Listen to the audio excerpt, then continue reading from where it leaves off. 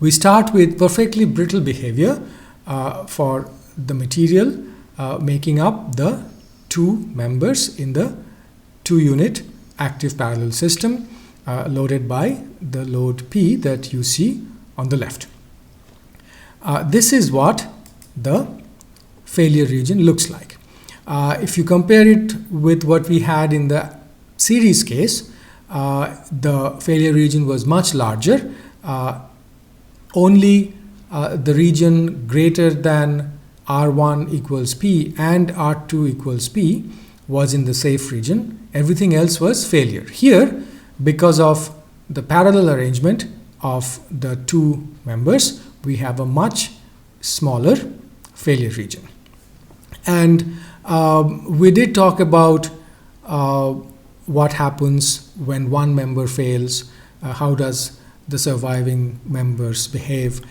So to continue with that line of thinking, I have split the failure region into 3 parts, and these 3 parts actually are quite revealing.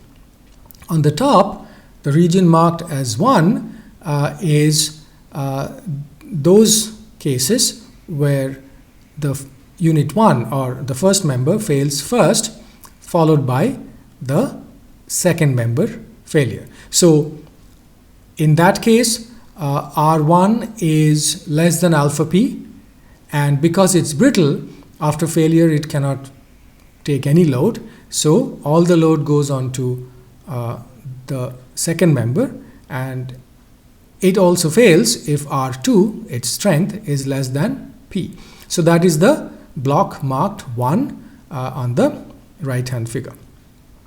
Likewise, we have the block marked 2, which is unit 2 fails first.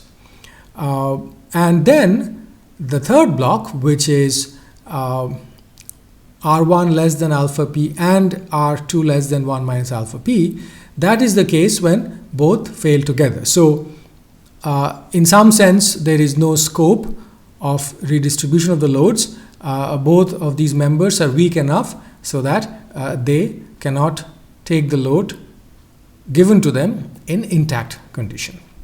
So this is what the perfectly brittle nature of the material would lead to in the R1, R2 space for the failure region.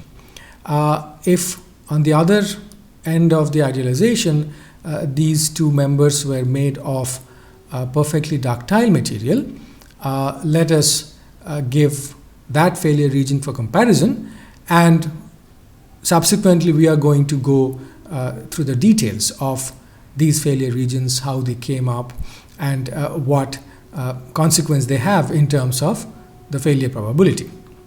So this is what the failure region looks like in the perfectly ductile case. I have already mentioned here, and we are going to show it subsequently, that for such a system made up of perfectly ductile material, it does not matter which element fails first. We are always going to end up with a failure region which is given by that triangle. In other words, the line joining P on the 2 axis is the region of failure contained by the 2 axis. So R1 plus R2 less than P would be the failure region in this case. But let's first continue with the perfectly brittle situation.